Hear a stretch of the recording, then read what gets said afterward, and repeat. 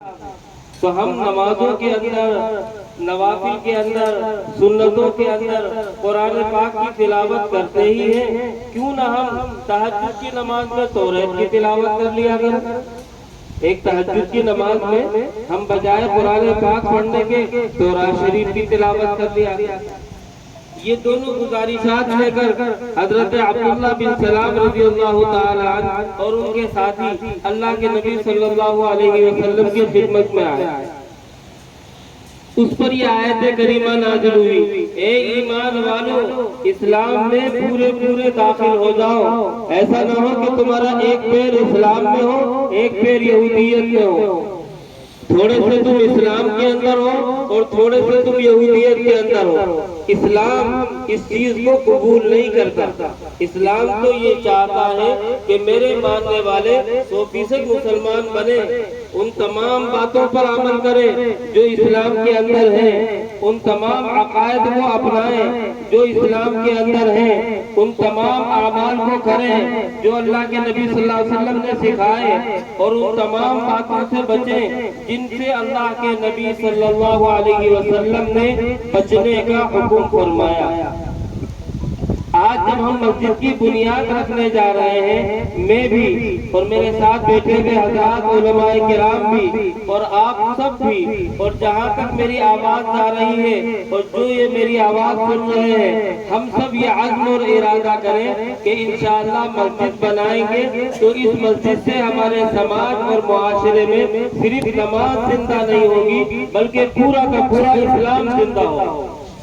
اس مسجد سے ہمیں نماز بھی ملے گی، اس مسجد سے ہمیں زکوٰۃ پر عمل کرنے کا شوق بھی ملے گا، اس مسجد سے ہمیں روزے کی ادائیگی کا اہتمام بھی معلوم ہوگا، اس مسجد سے ہمیں اللہ کے گھر کی زیارت اور حج کی توفیق بھی ملے گی، اس مسجد کی وجہ سے ہمارا کاروبار بھی درست ہوگا، اس مسجد کی وجہ سے ہمارے آپس کے معاملات بھی درست ہوں گے، اس مسجد کی وجہ سے ہمارا باہمی لین دین بھی درست ہوگا، اس مسجد کی وجہ سے ہمارا بیوی بچوں کے ساتھ رہن سہن بھی درست ہوگا، اس مسجد کی وجہ سے ہمارا رشتہ داروں کے ساتھ معاملہ اور رہن سہن بھی صحیح ہوگا۔ غرض یہ کہ یہ مسجد جو ہے سونے سے لے کے جاگنے تک اور جاگنے سے لے کے سونے تک ہمارے تمام معاملات پر اثر انداز ہوگی۔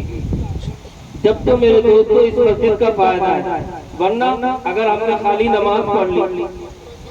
اور باقی اپنا کام کرتے رہے، کھایا بھی اپنی مرضی سے، کمایا بھی اپنی مرضی سے، خرچ بھی اپنی مرضی سے کیا، لباس بھی اپنی مرضی کا پہنا، شکل بھی اپنی مرضی کی بنائی، لوگوں کے ساتھ تعلقات بھی اپنی مرضی کے رکھے،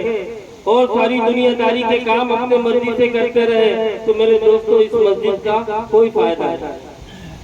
جب صحابی رسول حضرت عبداللہ بن سلام رضی اللہ تعالی عنہ کی اتنی سی بات نہیں مانی گئی کہ ہم ہفتے کے دن کی تعظیم کر لیں یا ہم تہجد میں کوئی اور کتاب نہیں تورات شریف کی تلاوت کر لیں، تو ہم سے یہ بات کیسی مانی جائے گی کہ ہم مسجد میں نماز تو نبی کے طریقے پر پڑھیں لیکن زندگی غیروں کے طریقے کے مطابق گزاریں۔ صحابی رسول سے ایک چھوٹی سی بات جب نہیں قبول کی گئی تو ہم سے ساری زندگی کیسے قبول کر لی جائے؟ یہ کیسے ہو جائے گا؟ ہم کاروبار تو غیروں کے طریقے سے کریں، نماز نبی کے طریقے سے پڑھیں، ہم معاملات تو غیروں کے طریقے سے کریں، نماز نبی کے طریقے سے کریں۔ ہمیں کاروبار بھی نبی کے طریقے سے کرنا ہے، اور نبی کا طریقہ کیا ہے؟ نبی کا طریقہ یہ ہے کہ آدمی اس طرح کاروبار کرے کہ اس کاروبار میں دھوکہ دھڑی نہ ہو، چوری نہ ہو، بے ایمانی نہ ہو، دوسروں کو نقصان پہنچانے کا ارادہ نہ ہو۔ ایک مرتبہ اللہ کے نبی صلی اللہ علیہ وسلم بازار میں چلے گئے، دیکھیں کہ بھئی مسلمان کاروبار بھی میرے بتائے ہوئے طریقے کے مطابق کرتے ہیں یا نہیں۔ مسجد میں جب آتے ہیں نماز تو ایسے ہی پڑھتے ہیں جیسے میں نے سکھائی تھی، لیکن میں جا کے بازار میں دیکھوں یہ کاروبار کیسے کرتے ہیں۔ آپ نے دیکھا کہ دکانیں لگی ہوئی ہیں، ایک آدمی کنک بیچ رہا ہے اور اس کے پاس بورے ہیں، اس کے اندر کنک رکھی ہوئی، تو آپ صلی اللہ علیہ وسلم نے ایک جگہ دیکھا کہ بڑی شاندار کنک رکھی ہے، موٹے موٹے سوکھے سوکھے دانے، بڑے تر و تازہ۔ آپ نے اپنی آستین اٹھائی اور اپنا ہاتھ اس کی بوری کے اندر ڈال دیا، جب نیچے سے آپ نے نکالا تو دیکھا کہ بدبودار گیلے چھوٹے چھوٹے دانے خراب کنک،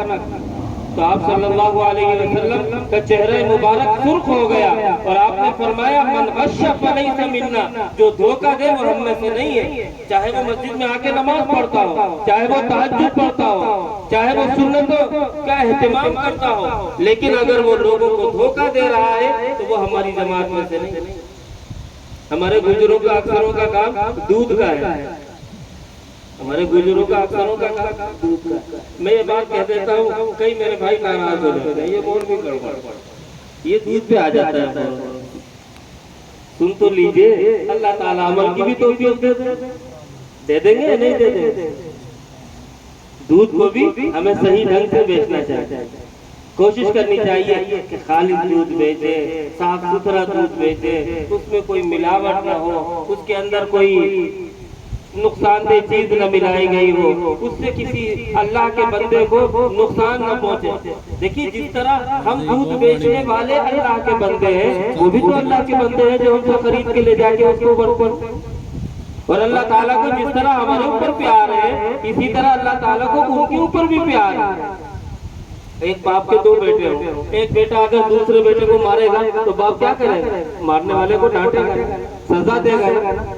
تو ہم بھی اللہ کے بیٹے اور اللہ کے کنبے کے افراد کی طرح ہیں، جیسے ہم ہیں ایسے ہی وہ ہے۔